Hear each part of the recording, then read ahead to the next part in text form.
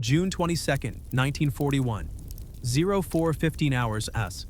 Border crossing near Brest-Litovsk, Western Soviet Union.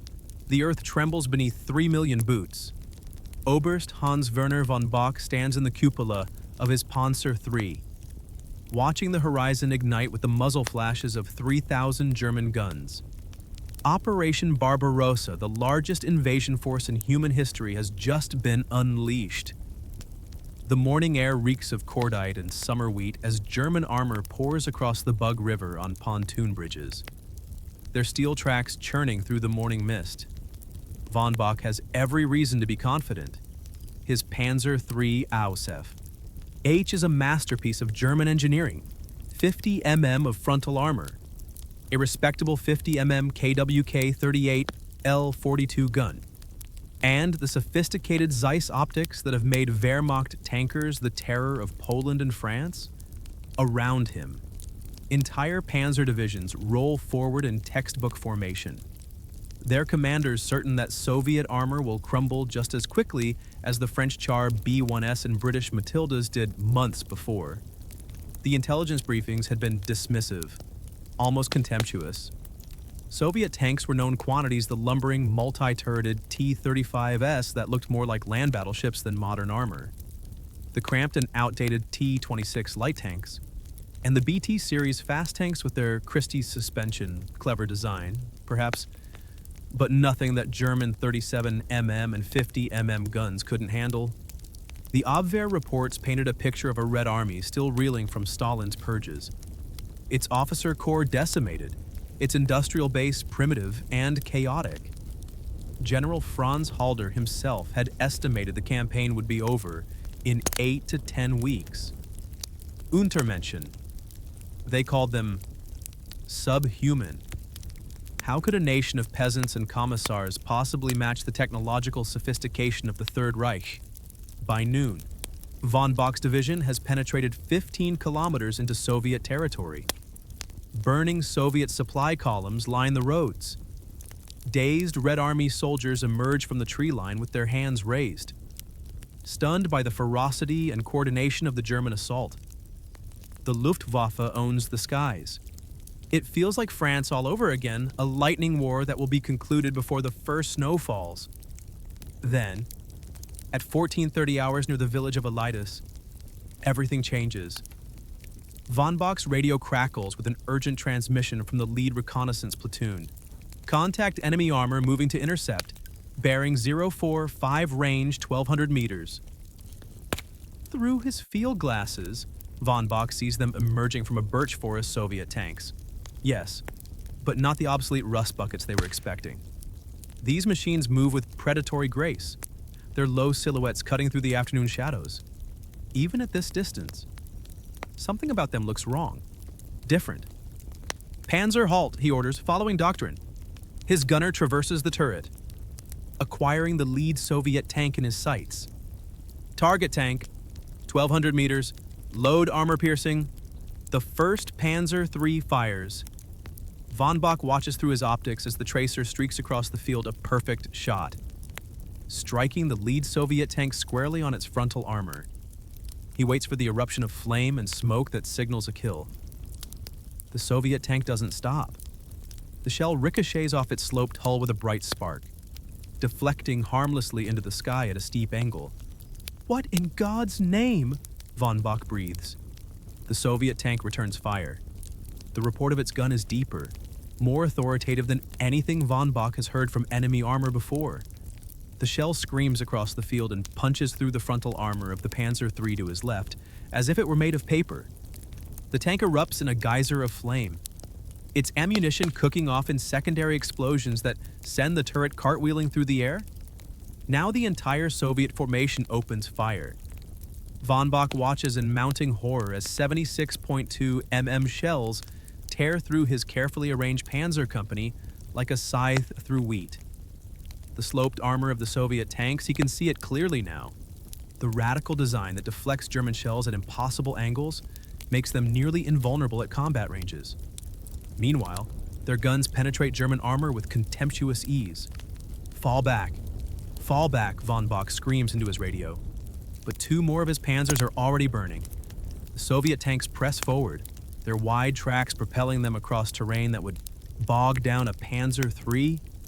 They move like wolves, coordinated and lethal.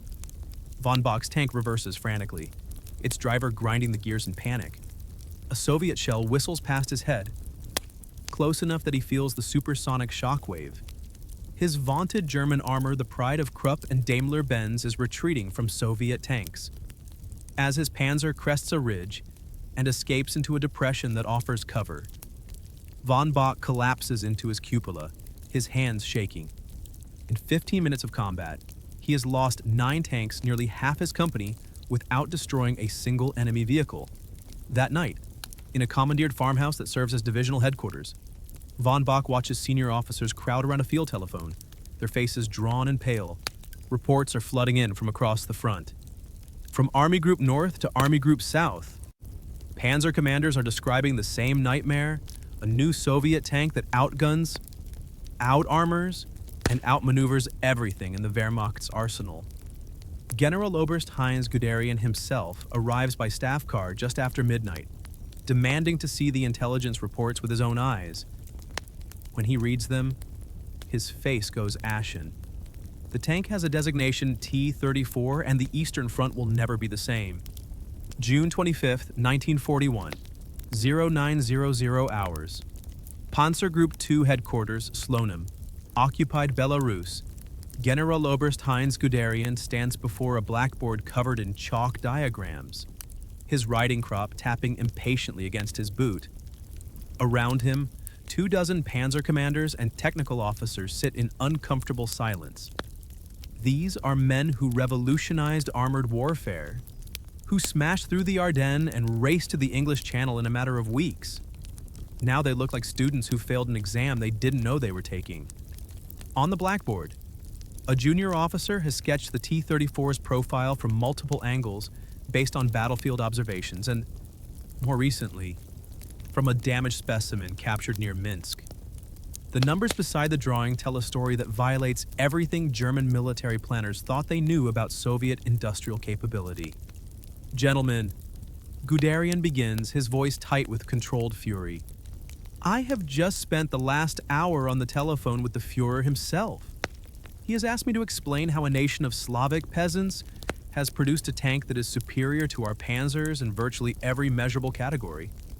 I confess I have no satisfactory answer. He gestures to the blackboard with his crop. Armor sloped at 45 degrees. Effective thickness of 90 to 100 millimeters against our standard armor-piercing rounds. Our Panzer III 50 millimeters, vertical. Our Panzer IV 80 millimeters, also vertical. The mathematics of deflection are not in our favor. Major Otto Carius, a veteran tank commander with 4 confirmed kills in France, raises his hand. Sir, what about the new 75 gun on the Panzer IV AUSF? F. At ranges under 500 meters, it can penetrate. Guderian replies, but the T-34's 76.2 F-34 gun can penetrate our armor at 1,500 meters. They can kill us long before we can effectively engage them. He pauses, letting that sink in. And that assumes we can hit them at all. The 76.2 gun fires a shell with superior ballistic characteristics to anything we field. An uncomfortable murmur ripples through the room. Hauptmann Wilhelm von Weizsäcker, who lost 3 tanks to T-34s 2 days ago, speaks up. What about mobility? Herr Generaloberst. Surely our Christie suspension gives us— Ha! The Soviets have Christie suspension. Guderian interrupts. The T-34 uses a modified version developed by an American engineer named J.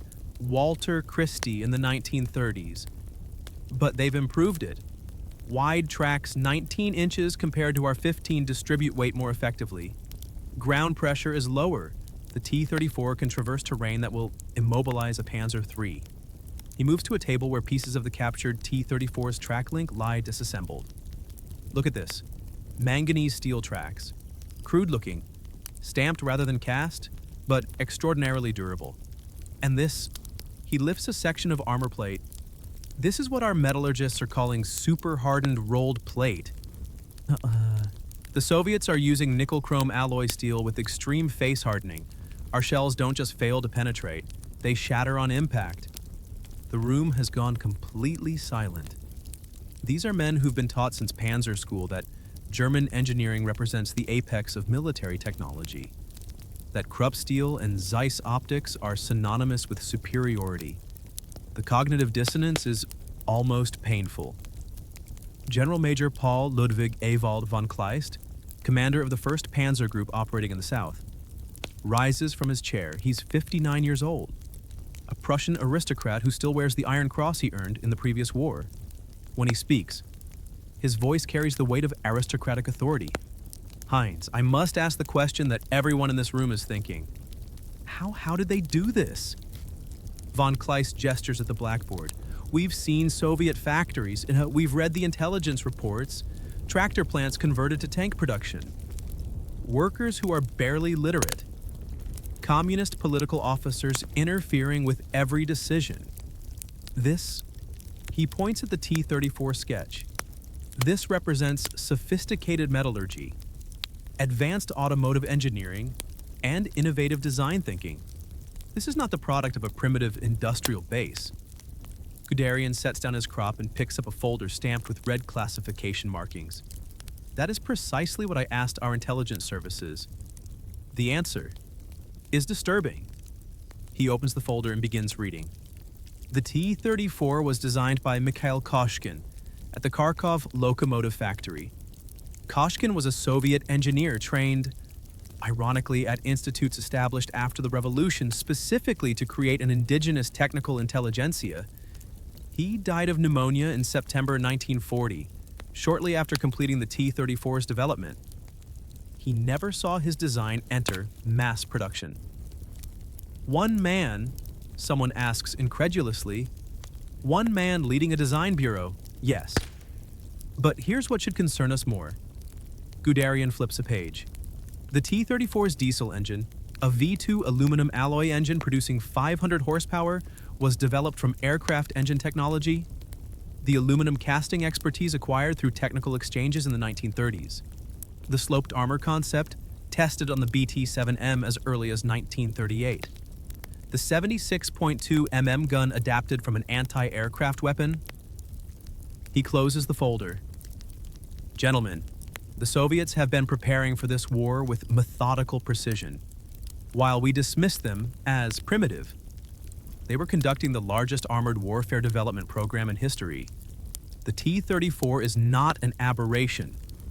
It is the product of systematic industrial planning. Hauptmann Friedrich von Mellenthin, an intelligence officer, stands. How many have they produced? The question hangs in the air. Guderian meets his gaze. As of May 1941, our best estimate is approximately 1,000 T-34S and KV-1 heavy tanks combined. Production capacity at Kharkov alone is estimated at 30 units per month, but there are other factories Stalingrad, Gorky, Chelyabinsk. If they successfully evacuate their industrial equipment eastward, he doesn't finish the sentence. He doesn't need to. Von Kleist's face has gone pale. Evacuate eastward beyond the Urals. The Soviets are already moving entire factories by rail. Guderian confirms. Our Luftwaffe reconnaissance has photographed trainloads of machinery heading east. If they establish production centers beyond our bomber range, he trails off again. The implications are staggering. The entire premise of Barbarossa rests on destroying the Red Army and Soviet industrial capacity in a single, overwhelming campaign before winter. But if Soviet tank production continues uninterrupted in the Urals, if the T-34 becomes the standard Soviet tank rather than a specialized weapon, Major Carius breaks the silence. What are our options, sir? Guderian walks back to the blackboard. The Wehrmacht is requesting emergency modifications. First, we're mounting the 75 mm KWK-40 L-43 gun on the Panzer IV immediately. It's not ideal, but it gives us a fighting chance. Second, we're developing new anti-tank doctrines flanking maneuvers, close assault teams with magnetic mines and shape charges, tactical air support concentrated on armor formations. And long-term, Long-term, the Wehrmacht Weapons Office has been ordered to develop a new medium tank, something that can match the T-34 on equal terms. He pauses. The project designation is Panzerkampfwagen Vive. You may hear it referred to by its development name, Panther. How long until we have Panthers, von Weizsäcker asks. 18 to 24 months, possibly longer. The room absorbs this in stunned silence. 2 years. 2 years of fighting the T-34 with inadequate equipment. Von Kleist stands again, his voice quiet but intense. Heinz, I must speak plainly. When I saw the T-34 for the first time, I thought our intelligence had failed us, that we had been misled about Soviet capabilities. He looks around the room. But now I understand. We misled ourselves. We saw what we wanted to see: a backward nation, inferior people, primitive industry. We wrote our own intelligence reports to confirm our prejudices. He picks up a piece of the T-34's armor plating. This is not primitive. This is revolutionary. And we are the ones who must now adapt or die. Guderian nods slowly. Then we adapt. Starting today. But as the officers file out of the briefing room into the summer sun, where the sound of distant artillery rumbles across the Belarusian plains, each man carries the same unspoken thought: can we adapt fast enough? July 7th, 1941. 16:45 hours outside Seno, eastern Belarus. Lieutenant Karl Fuchs crouches behind the shattered remains of a stone wall, his Walther P-38 pistol gripped in sweating hands. 40 meters away, his Panzer IV AUSF E burns with such intensity that he can feel the heat waves distorting the air. Inside that inferno are the charred remains of his gunner and loader men he'd shared coffee with 3 hours ago. The T-34 that killed them sits motionless in the center of the village square, its engine idling with a distinctive diesel rumble that Fuchs has learned to fear. Its turret traverses slowly, methodically, searching for additional targets. Fuchs counts 7 more burning German tanks scattered across the square and surrounding streets. An entire platoon annihilated in less than 20 minutes. He watches as Oberfeldwebel Hans Becker, his oldest friend from Panzer School, attempts to rally a counterattack. Becker leads 4 Lancer infantry soldiers in a flanking maneuver, each man carrying Haftholladung magnetic anti-tank mines. They move with desperate courage, sprinting from cover to cover, trying to reach the T-34's blind spots. The Soviet tank commander is no fool. A second T-34 emerges from behind a burning barn, its hull-mounted machine gun opening fire. The 7.62 mm rounds chew through Becker's squad like a chainsaw through kindling. Becker himself goes down, his body spinning from the impact, the magnetic mines clattering uselessly across the cobblestones. Fuchs turns away, bile rising in his throat. This isn't how it was supposed to be. In France, German armor had dominated through superior tactics, coordination, and concentrated force. Rommel's Ghost Division had torn through the Maginot Line's flanks. Guderian's panzers had reached the Channel coast in 10 days. The French had better tanks. The Char B-1Bs had thicker armor and a more powerful gun than anything Germany fielded, but French doctrine was defensive. Static, obsolete. German combined arms tactics had rendered French material superiority irrelevant. But the Soviets are learning. Fast. The T-34 in the square doesn't sit stationary like a French tank waiting to be flanked. It moves constantly, repositioning, using terrain, covering its companion vehicle. The 2 Soviet tanks work in coordination, one providing overwatch while the other maneuvers. These aren't the panicked, disorganized Red Army tankers of the first week of Barbarossa. These men have adapted to combat, learned from their mistakes, developed tactics that exploit the T-34's advantages. A Messerschmitt Bf 110 screams overhead, its 20 mm cannons hammering the square.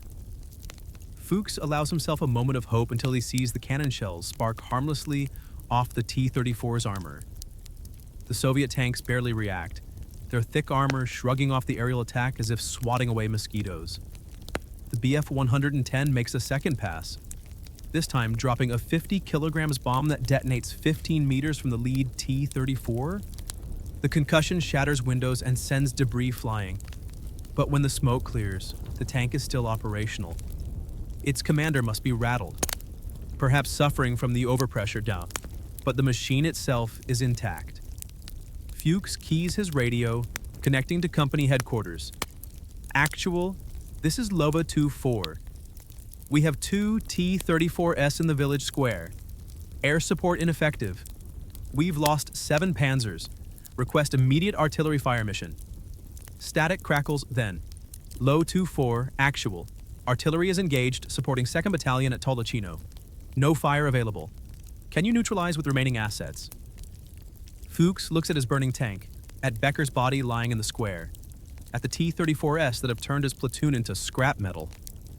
Negative, actual. We have no remaining assets. Requesting permission to withdraw. A long pause. Permission granted. Fall back to the rally point. Actual out. As Fuchs and the surviving crewmen begin their retreat through the burning village, a Kubelwagen skids to a halt beside them.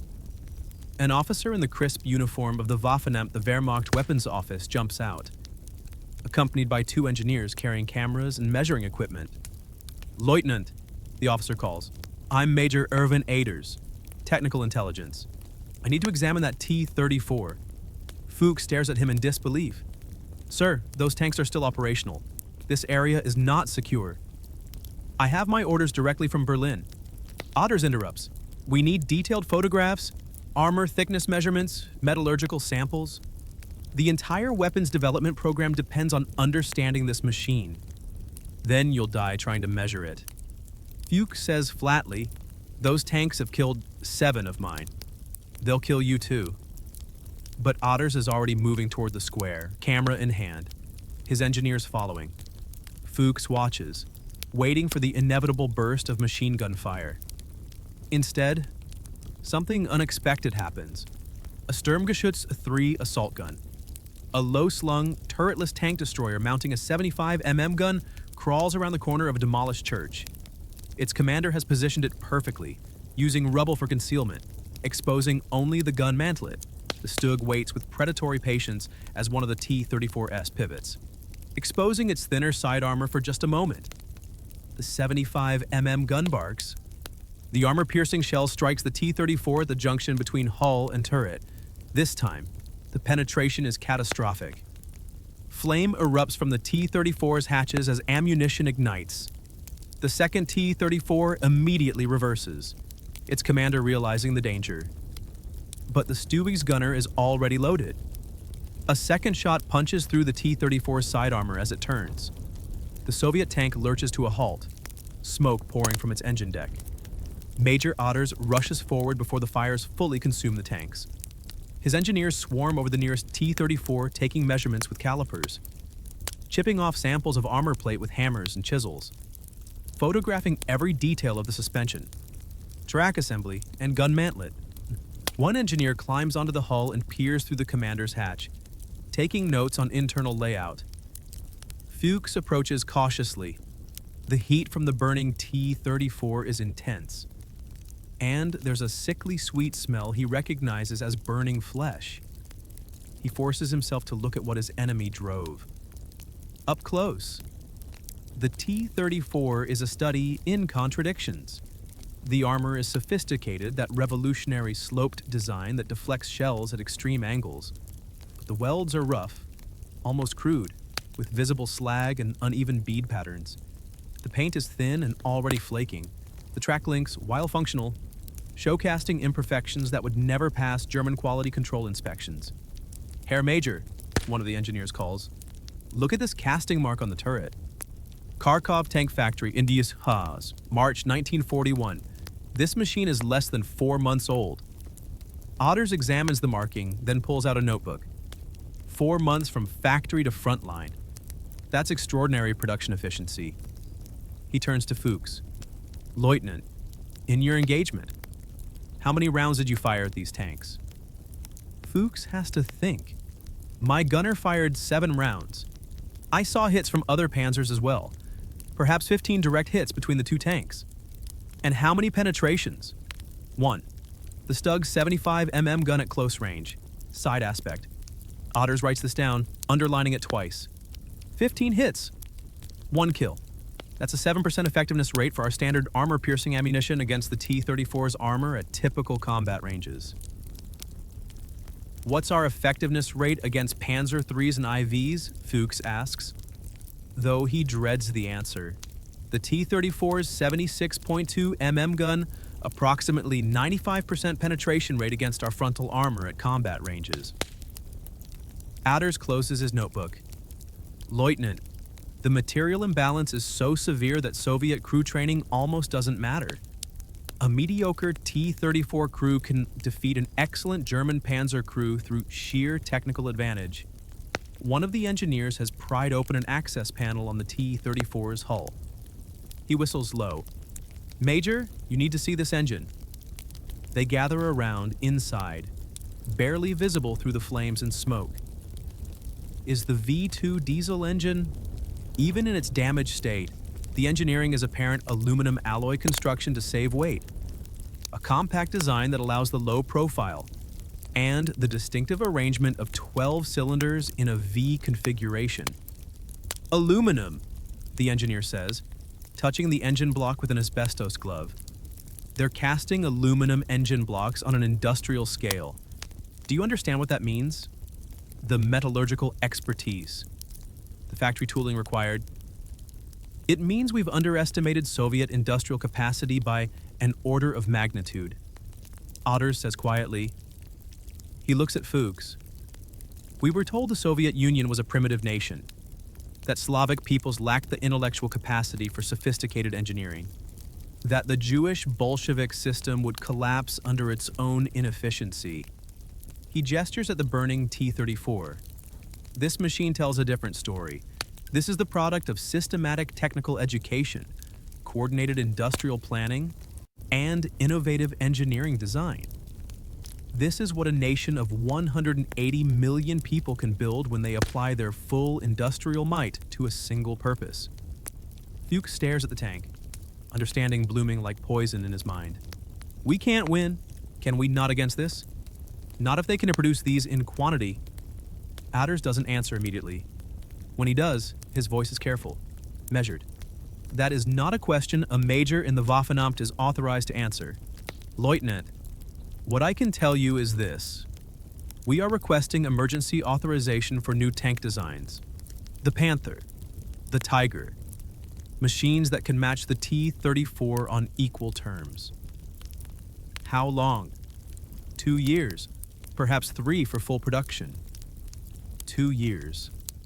Fuchs looks across the village square at 7 burning German tanks, at Becker's body, at the gathering dusk that will bring another night of Soviet counterattacks. 2 years of fighting the T-34 with Panzer IIIs and IVs that are fundamentally outclassed. We won't have 2 years, he says. Otters meets his eyes. For a moment, the careful mask of the technical officer slips, and Fuchs sees the same fear he feels reflected back at him. No, Adders admits. We probably won't. October 12th, 1941. 0630 hours, Kharkov Tank Factory. No 183 Ukrainian SSR. The factory floor trembles with the rhythm of 100 drop forges, each one stamping out armor plates with methodical precision. Yevgeny Kulchitsky, chief engineer of Production Line 3, walks between assembly stations where T-34 hulls move on rails like steel skeletons waiting for flesh. The air is thick with welding smoke and the acrid smell of cutting oil. Overhead, the factory's glass roof, what remains of it, after a Luftwaffe bombing raid last week, filters the dawn light into dusty beams.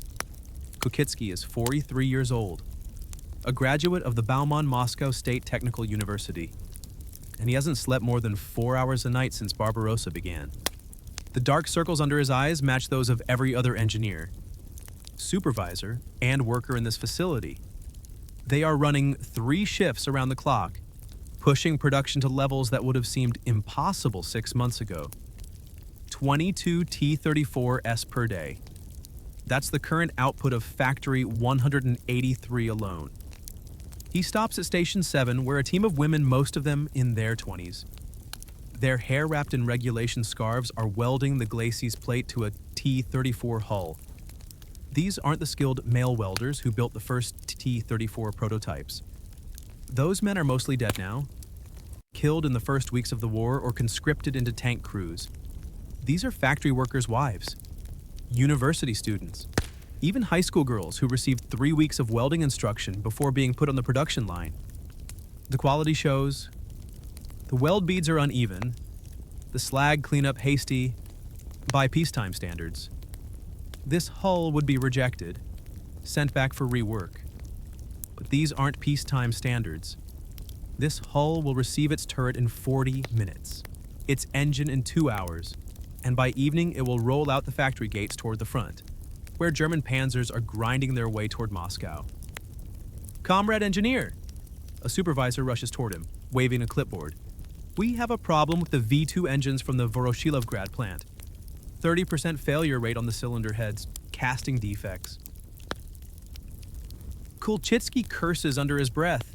The V2 diesel engine, the magnificent aluminum power plant that gives the T-34 its speed and range, is also its most technically demanding component.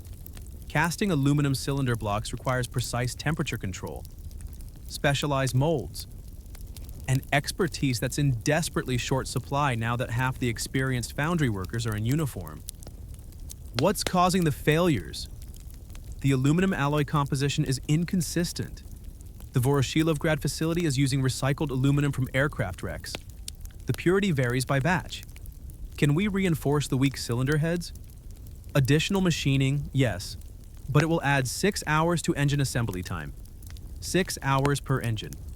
Across 22 tanks per day, that's a loss of over 5 tanks per day in production capacity. 5 fewer T-34s to stop the panzers that are now less than 300 kilometers from Moscow. Kulchitsky makes the decision that will haunt him for the rest of his life. Install them anyway. If the cylinder heads fail in service, and the field maintenance units will deal with it. We cannot afford to slow production. The supervisor's face goes pale. He understands what this means. T-34 crews will experience engine failures in combat, possibly at critical moments. Some of those crews will die because of the decision Kulchitsky just made. "Comrade engineer, I must protest. Your protest is noted and overruled." Kulchitsky's voice is iron. "We're not building museum pieces. We're building war machines. Every day this factory operates. We produce weapons that kill German tanks. Every day we delay is a day the fascists move closer to Moscow. Now get those engines installed." As the supervisor hurries away, Kulchitsky allows himself a moment of doubt. Is he becoming the kind of callous functionary he used to despise? The kind of man who reduces human lives to production statistics? A hand touches his shoulder. He turns to find Director Yuri Maksarev, the factory's political commissar, standing beside him. Maksarev is 52. A party member since 1917, a veteran of the revolution and the Civil War. His weathered face shows the same exhaustion that Kulchitsky feels.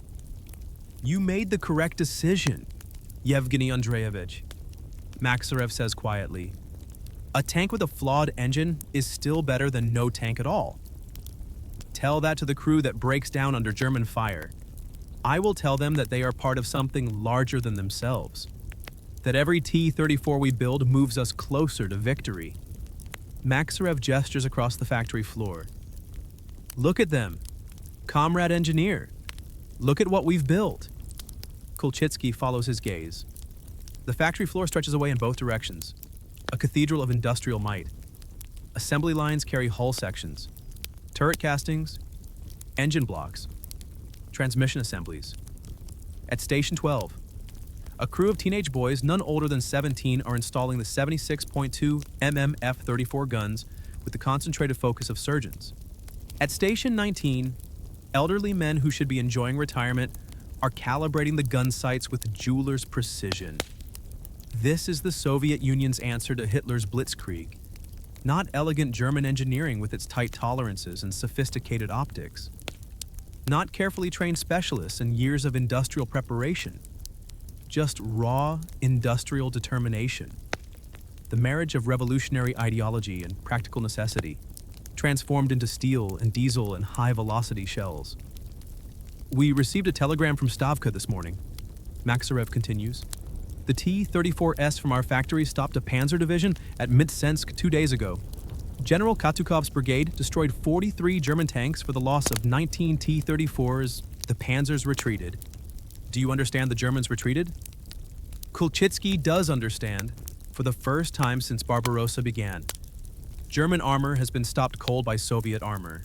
Not by anti-tank guns, not by air support, not by sheer numbers of obsolete T-26S and BT-7S thrown into suicidal attacks, but by the T-34, by the machine Mikhail Koshkin designed, that Soviet workers built, that is now proving itself superior to the best Germany can field. But it won't matter if we can't hold Kharkov. Kulchitsky says, the Germans are less than 100 kilometers away. When they take this factory, they won't take it. Maksarev interrupts. His voice carries absolute conviction.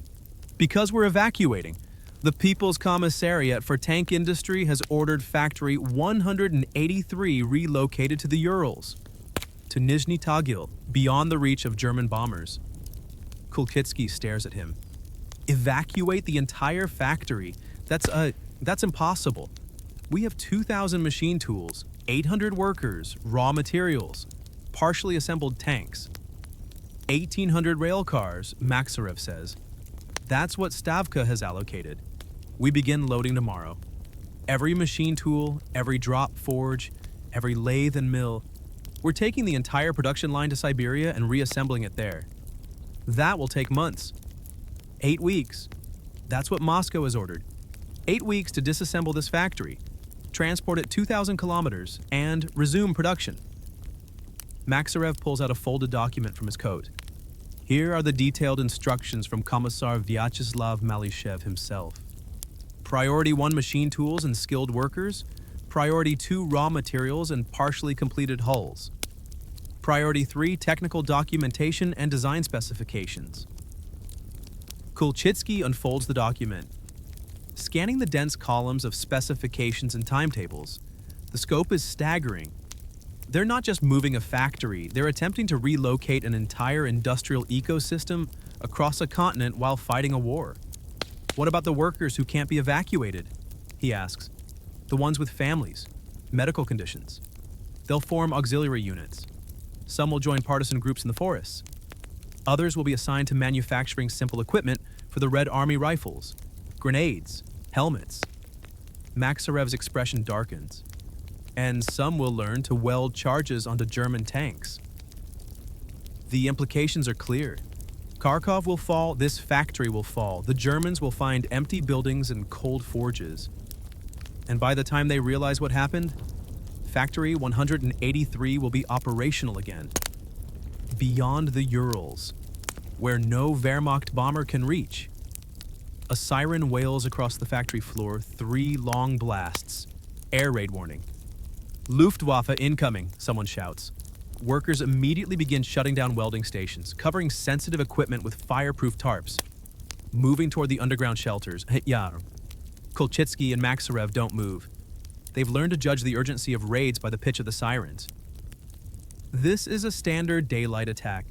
Probably He-111 medium bombers escorted by Bf-109 fighters. Dangerous, but not the apocalyptic raids that flatten entire city blocks. Through the damaged roof, Kulchitsky can already see the black dots in the sky, growing larger. He counts 12 bombers in a V formation. Approaching from the southwest, the factory's anti-aircraft guns, 37 mm automatic cannons manned by women from the local Komsomol, begin firing, their shells tracing bright arcs across the morning sky. Shouldn't we take shelter? A young worker asks, her voice trembling. In a moment, Kulchitsky says. He watches the bombers with a strange detachment. They're trying to destroy this factory, to break the Soviet Union's ability to produce the T-34.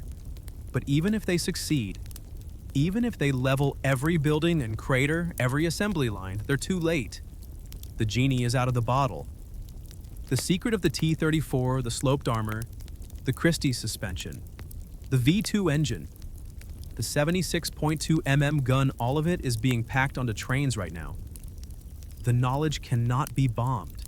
The expertise cannot be destroyed.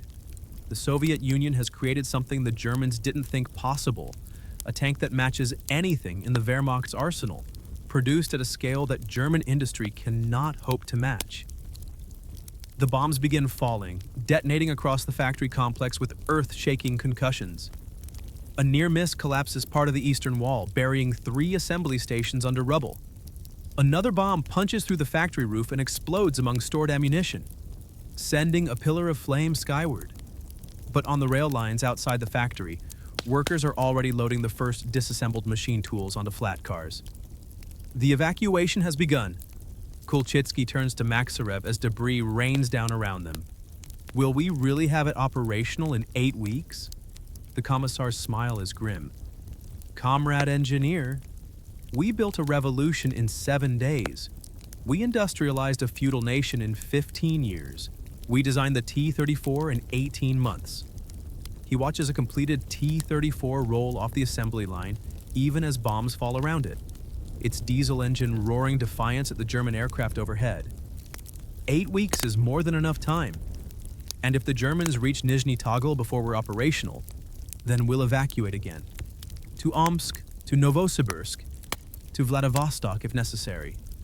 Maksarev's eyes are hard as the armor plate surrounding them.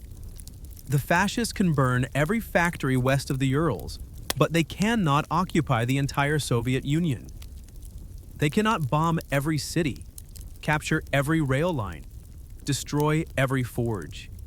And while one factory remains operational, we will keep building a T-34S.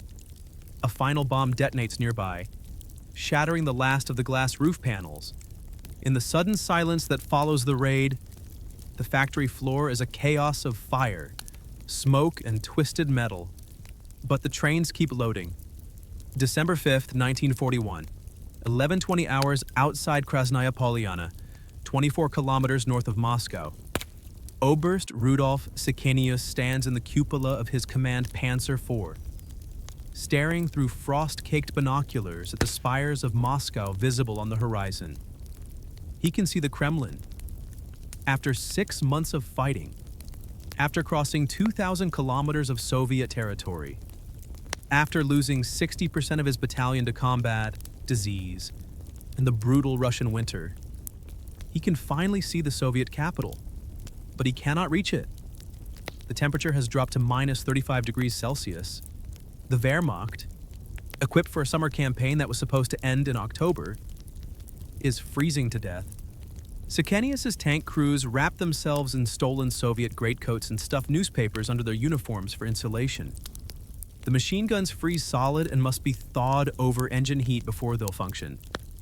The optical sights fog and frost over, making accurate gunnery nearly impossible. And the T-34S keep coming. Contact, his gunner shouts. T-34S bearing 020, range 800 meters. Sikenius swings his binoculars.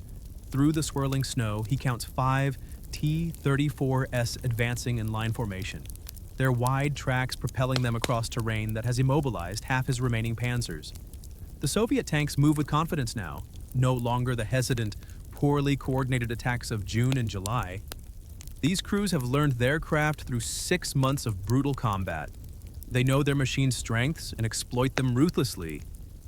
All panzers, engage at will, Sikenius orders.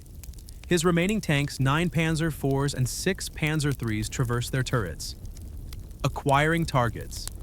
The engagement begins with the sharp crack of 75 mm and 50 mm guns, the sound echoing across the frozen landscape. Sikenius watches 3 German shells strike the lead T-34 squarely.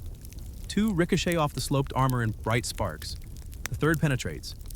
But the T-34 keeps moving, smoke pouring from a damaged track. It's not a kill, just a mobility hit. The T-34S return fire. The deeper boom of their 76.2 mm guns signals the beginning of another nightmare engagement. A Panzer III to Sikenius's left erupts in flames, its turret blown clean off by a direct hit through the frontal armor. Another Panzer IV takes a hit to the engine deck, diesel fuel igniting in a black-orange fireball. "Reverse, get us into defilade," Sikenius screams at his driver. But the Maybach engine, designed for European weather, struggles in the Arctic cold. The oil is thick as tar. The transmission grinds. The tank lurches backward with agonizing slowness. A 76.2 mm shell whistles past Sekenius's head, so close he feels the concussion in his chest. It detonates against a birch tree behind his position, sending splinters of wood and frozen earth fountaining into the air. Then, from the tree line to the north, a sound that fills Sekenius with primal dread, the distinctive diesel rumble of more T-34 engines. He swings his binoculars and feels his stomach drop. 8 more T-34S are emerging from concealment, executing a flanking maneuver that would do credit to any Panzer unit. All units withdraw, fall back to the rally point. He's not giving the order lightly. Every kilometer of Soviet territory has been paid for in German blood, but staying here means annihilation. His battalion, what's left of it, begins a fighting retreat. The T-34S pursue with methodical aggression, firing on the move with their stabilized guns. Soviet tankers have learned that German panzers are vulnerable when retreating, when they can't return accurate fire. The pursuit is relentless. By the time Sekenius's command tank reaches the rally point, a demolished village 10 kilometers to the rear, he's down to 4 operational panzers. 4. From a battalion that crossed the Soviet border in June with 83 tanks, General Major Heinrich Eberbach is waiting at the rally point. His staff car idling with its engine running to keep the heat on. Eberbach looks 20 years older than he did 6 months ago. His face is gaunt, his eyes haunted. He's wearing a Soviet fur hat because Wehrmacht winter gear is non-existent. Rudolph, Eberbach says as Sekenius climbs down from his tank. How many? 4 panzers operational. Another 3 might be repairable if we can get mechanics and spare parts. Which we don't have. Eberbach pulls out a cigarette with shaking hands, whether from cold or stress. Sekenius can't tell. I just received orders from Panzer Group 3. We're to hold our current positions and await reinforcements. What reinforcements, Herr General? The nearest functional panzer division is 100 kilometers away, and they're in no better shape than we are. Eberbach doesn't answer. They both know there are no reinforcements. Operation Typhoon. The final push to capture Moscow has failed. The Wehrmacht has reached its breaking point, strung out across thousands of kilometers of hostile territory, freezing, starving, and facing an enemy that refuses to collapse. The Führer still believes we can take Moscow before winter. Eberbach finally says. His voice is hollow, automatic, reciting doctrine he no longer believes. One final push, maximum effort from all units. Sekenius looks at his 4 remaining tanks. At crews so exhausted, they're sleeping standing up despite the cold. With respect, Herr General, we don't have the combat power for a final push. The T-34S are killing us at a 3-to-1 ratio. For every Soviet tank we destroy, they knock out 3 of ours, and they're producing T-34S faster than we can destroy them. I know. Eberbach stares at the smoke rising from Moscow's suburbs.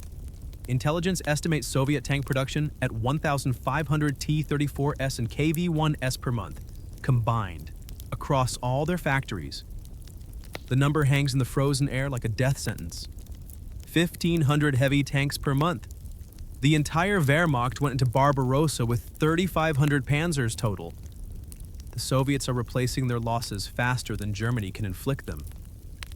How is that possible? Sekenius asks, though he already knows the answer. We've captured Kiev, Minsk, Smolensk. We've overrun half their industrial heartland. They moved the factories. Eberbach's voice is bitter.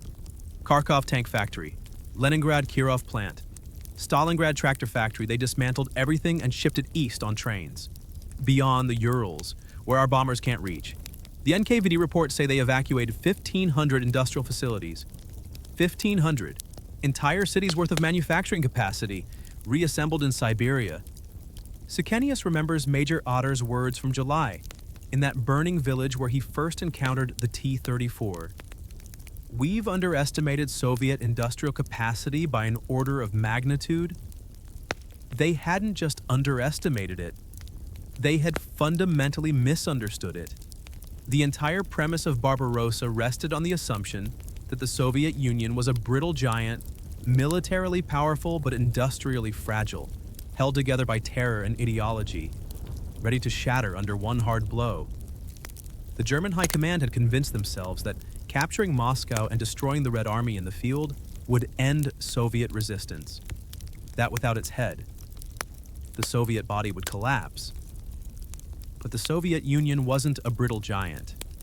It was a distributed system, a vast network of factories, mines, railways, and workers that could absorb catastrophic damage and continue functioning. Lose Kharkov.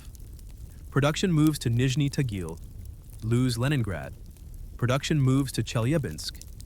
The Germans could capture every city west of the Urals, and the T-34 factories would still keep running. And the T-34 itself, that primitive tank built by subhuman Slavs, was proving to be one of the most effective armored vehicles of the war. Not because of sophisticated engineering or tight tolerances, but because it was good enough where it mattered. Armor, firepower, mobility. Everything else was sacrificed for mass production. Crude welds, rough castings, uncomfortable crew compartments. None of that mattered when the tank could destroy German panzers at ranges where German guns couldn't penetrate Soviet armor. There's something else. Eberbach says. He reaches into his staff car and pulls out a captured Soviet document. Our intelligence section translated this. It's a production directive from the People's Commissariat for Tank Industry, dated November 1941. Sekenius scans the document, his Russian passable enough to catch the key phrases. Production targets, standardization protocols, resource allocation. And then he sees it. By January 1942, 75% of all Soviet tank production to be T-34 or KV-1 models. All production of light tanks and obsolete models to be phased out. They're going all in. Sekenius breathes. They're betting everything on the T-34. And they're winning that bet. Eberbach takes the document back.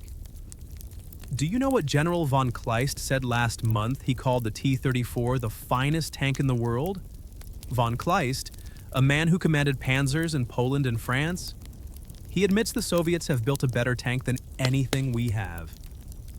A Soviet artillery barrage begins impacting in the distance, the distinctive whistle and crump of 122 mm howitzers. The Red Army is preparing another counterattack. Another wave of T-34S will follow that barrage, pushing the Germans back another few kilometers. What are we supposed to do? Sekenius asks. Fight them with panzers that can't penetrate their armor. Watch our crews die in tanks that are obsolete. We hold... Eberbach's voice is grim. We hold until the new tanks arrive.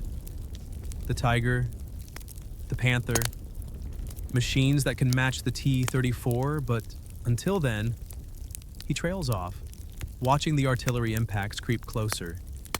How long until the Tigers arrive? Optimistically 6 months for the 1st battalions. Full production, a year, perhaps 18 months. 18 months. A lifetime in mechanized warfare. 18 months of fighting the T-34 with inadequate equipment. Watching German boys burn in panzers that should never have gone to war against Soviet armor. Sekenius thinks about the arrogance of July, when the Wehrmacht rolled into Soviet territory expecting an easy victory, the racist certainty that Slavic peoples were inferior, that Soviet industry was primitive, the German technical superiority was destiny made manifest. The T-34 had shattered those illusions with high-velocity shells and sloped armor plate. Permission to speak candidly. Herr General Haas. Eberbach nods. We can't win this war, not against this. Sekenius gestures toward Moscow, where fresh columns of T-34S are visible on the horizon, backlit by the winter sun. The Soviets have more people, more resources, more industrial capacity, and now they have a better tank. We've lost the material advantage. Without that, superior tactics can only carry us so far. Eberbach is silent for a long moment. When he speaks, his voice is barely audible over the wind. Those words, Rudolph, could get you court-martialed, or worse. I know, but you're thinking the same thing. What I think doesn't matter. We're soldiers. We follow orders. But Eberbach's eyes betray him. He does think it. Every rational officer thinks it. The mathematics of industrial warfare are inexorable. Germany cannot outproduce the Soviet Union, cannot replace losses faster than they accumulate, cannot sustain a war of attrition against an enemy with 5 times its population and 20 times its territory. The T-34 is just the most visible symbol of a deeper reality. The war in the East is unwinnable. A runner approaches, saluting crisply despite the cold. Herr General, message from Panzer Group 3. Soviet counteroffensive has begun across the entire front. Heavy armor reported at multiple points. How heavy? Reconnaissance reports 200 T-34S and KV-1S advancing on our positions. Multiple infantry divisions in support. 200 tanks. Against Sekenius's 4 operational panzers and perhaps 30 more scattered across the entire sector. Eberbach closes his eyes. When he opens them, something has changed. The illusion is gone. The confident certainty of German victory has evaporated like frost in sunlight. Order all units to fall back to the winter defensive line. He says quietly, we're not taking Moscow. Not today. Not this year. Perhaps not ever. Sekenius thinks but doesn't say. As his 4 remaining tanks fire up their protesting engines and begin the long retreat westward, Sekenius takes one last look at Moscow's spires on the horizon. Somewhere in the factories beyond that skyline, Soviet workers are welding together another T-34, and another, and another. The machine that German generals couldn't believe existed. The tank that shattered the myth of German invincibility. The weapon that would help turn the tide of history. March 18, 1943, 1400 hours. Panzertruppenschule Bergen, Lower Saxony, Germany. Hauptmann Werner Baumgart stands before a classroom of Panzer officer candidates. 40 young men in crisp Wehrmacht uniforms who represent Germany's desperate attempt to rebuild its shattered armored forces. On the blackboard behind him is a detailed technical diagram of a T-34-76 with dimensions, armor thickness measurements, and penetration tables marked in precise German script. These cadets are the lucky ones. They're receiving 6 weeks of training before being sent east. Most replacement crews now get 2 weeks. Barely enough time to learn basic gunnery and driving before being fed into the Eastern Front's insatiable appetite for men and machines. Baumgart himself is a veteran of the First Winter Offensive, one of the few survivors of that catastrophe. He lost his left hand to frostbite outside Moscow in December 1941, which ended his combat career but qualified him for this teaching position. Sometimes in the middle of the night, he still feels phantom fingers gripping the controls of his Panzer III, still hears the diesel rumble of T-34S in his dreams. Gentlemen, he begins, tapping the diagram with his prosthetic hand. This is the weapon that has killed more German tankers than any other. The T-34. You will face it within days of arriving at the front. Your survival depends on understanding both its capabilities and its weaknesses. A hand shoots up. Lieutenant Klaus Hartmann, 19 years old, fresh from the Hitler Youth. Sir, we've been told that German engineering is superior, that our new Panthers and Tigers are the best tanks in the world. Why should we fear a primitive Russian tank? Baumgart has heard this question 100 times. The Nazi propaganda machine works overtime to maintain the fiction of German technological supremacy. Newsreels show smiling tankers and gleaming tigers. Radio broadcasts trumpet German advances. The reality, the nightmare reality of the Eastern Front, is carefully hidden from the German public. Come here, Lieutenant, Baumgart says quietly. Hartmann approaches, confusion on his young face. Baumgart takes his hand and places it on the armor thickness measurements drawn on the board. Read these numbers aloud. 45 millimeters, sloped at 60 degrees from vertical, effective thickness, 90 millimeters. Now read the penetration capability of your Panzer I Voice 75M KWK 40 L-43 gun at 500 meters. Hartman's finger traces down the chart. His voice falters. 85 millimeters, which means we can't reliably penetrate T-34 frontal armor at combat ranges.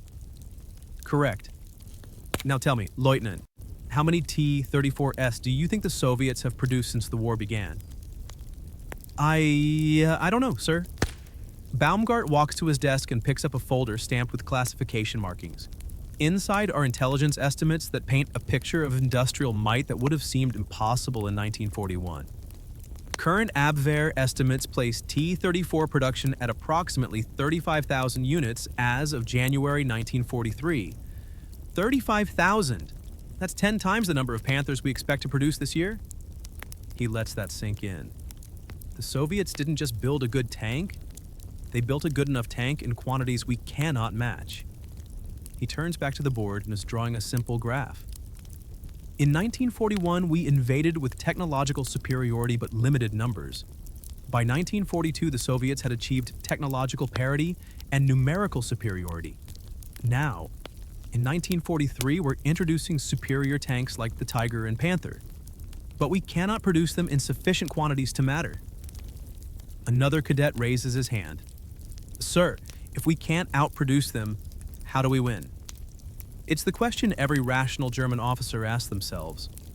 Baumgart chooses his words carefully, aware that defeatist talk can lead to courts-martial. We win through superior tactics, training, and operational skill. A well-positioned Panzer IV with a trained crew can defeat a T-34. A Tiger tank can engage multiple T-34s successfully, but he pauses, making sure every man in the room is listening. You cannot defeat mathematics. You cannot defeat industrial capacity through willpower alone. He clicks open a slide projector, one of the new training aids the Panzertruppenschule has acquired. The first image shows a burned-out Panzer III, its turret blown off. Crew hatches open like screaming mouths. This was my tank, Baumgart says flatly. December 6, 1941, outside Krasnaya Poliana. The T-34 that killed my crew fired from 800 meters. Our return fire bounced off its armor.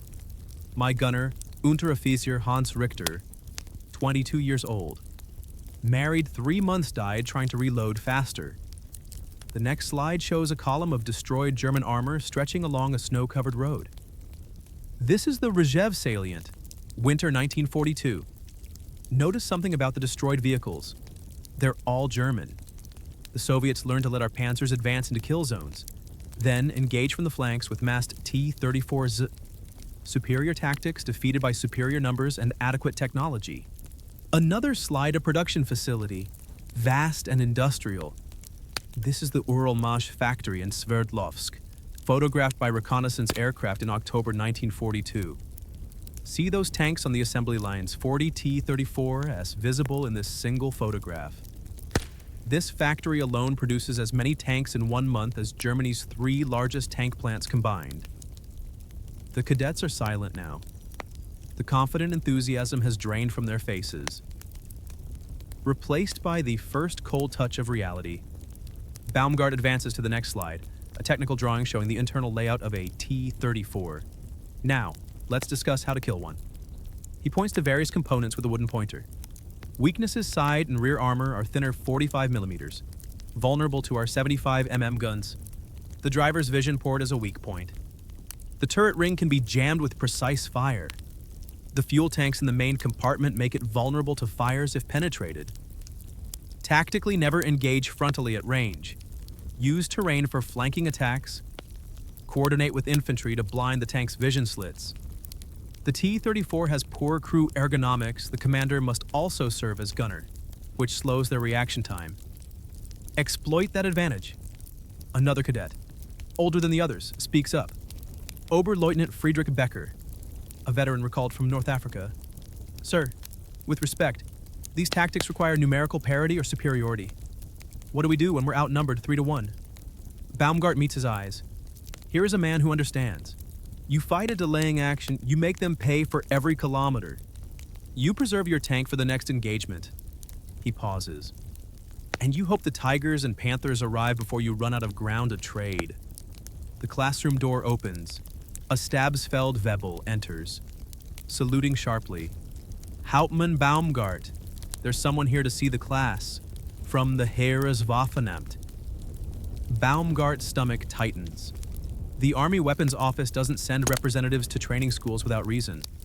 The visitor who enters is a colonel in his late 50s, wearing the distinctive insignia of the technical services. His uniform is immaculate, his bearing confident. He carries a leather portfolio under one arm.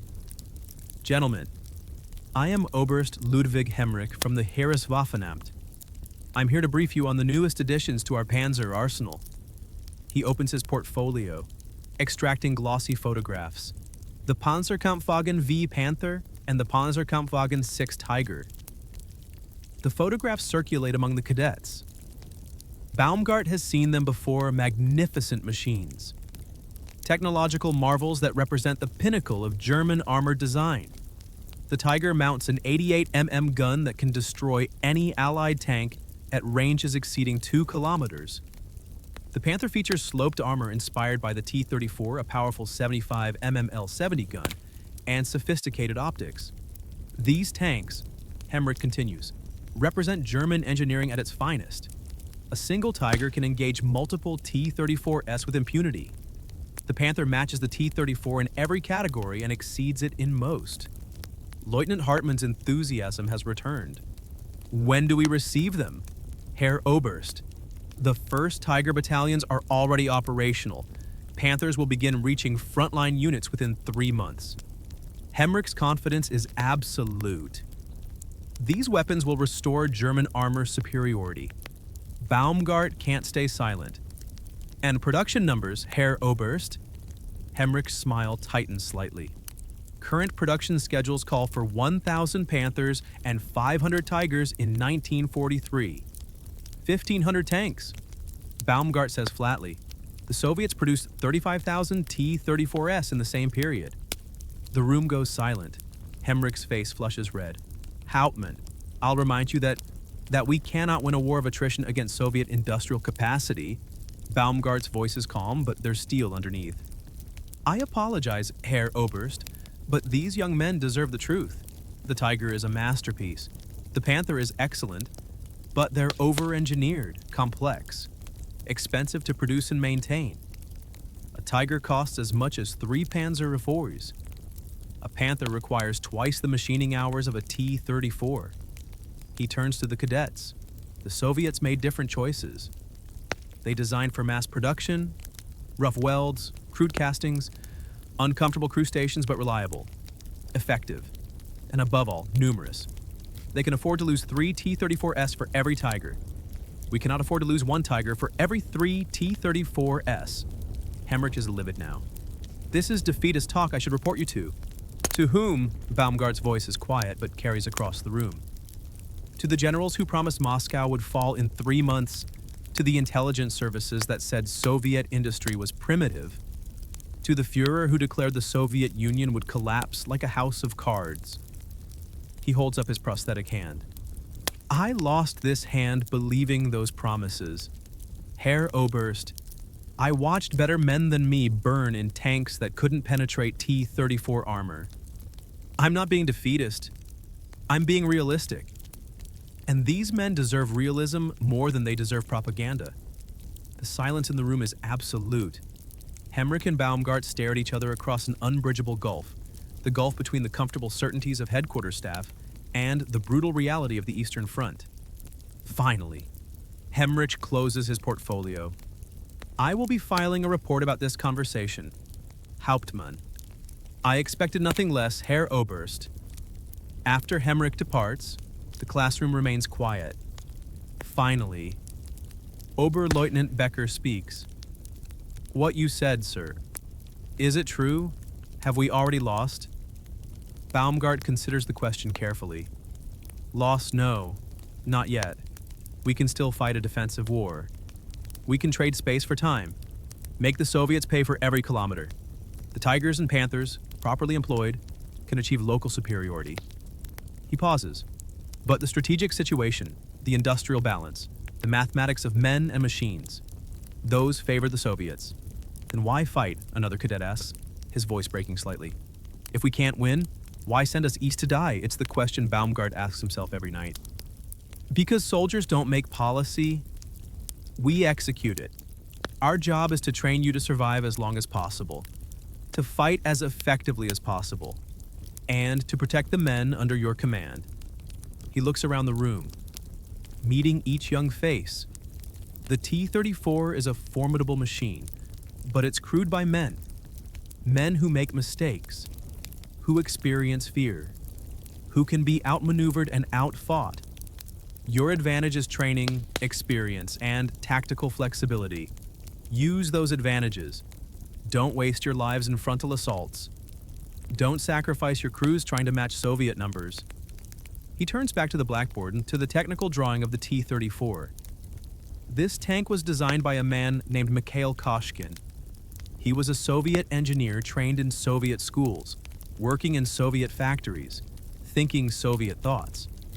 And he designed one of the most effective weapons of this war. Baumgart faces the class again. We went into this war believing the Soviets were subhuman, incapable of sophisticated engineering. The T-34 proved us wrong. It proved that ideology and racism are poor foundations for military planning. It proved that underestimating your enemy is the fastest path to defeat. He picks up the training manual. Its pages worn from constant use. Learn from that mistake. Respect the T-34, respect its crews.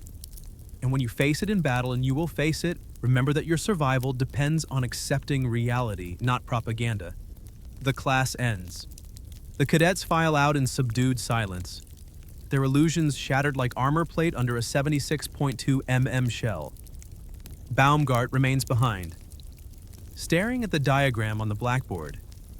Somewhere beyond the Urals, in factories he'll never see, Soviet workers are building more T-34s. Thousands of them. Tens of thousands. An industrial tsunami that will eventually wash over the Wehrmacht despite the tactical brilliance of Tigers and Panthers. The tank that German generals couldn't believe existed. The weapon that proved hubris has a price. Measured in steel and blood and burning panzers stretching from Moscow to Berlin,